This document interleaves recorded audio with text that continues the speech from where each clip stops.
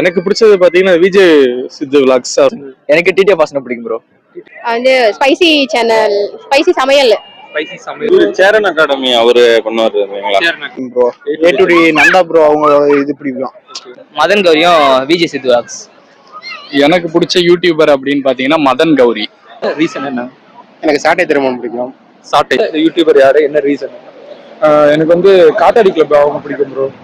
எனக்கு பர்சனலி நகைச்சுவைகள் பிடிக்கும். அவங்க 3 பேர் எம்ஜி ஸ்குவாடு, நம்ம அண்ணன் மதன் கௌரி இருக்காரு.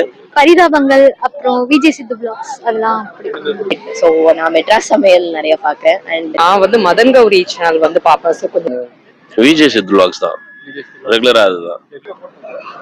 எனக்கு வந்து மிஸ்டர் ஜிகேன்னு ஒரு சேனல் இருக்கு. அந்த சேனல் நான் ரொம்ப விரும்பி பார்ப்பேன்.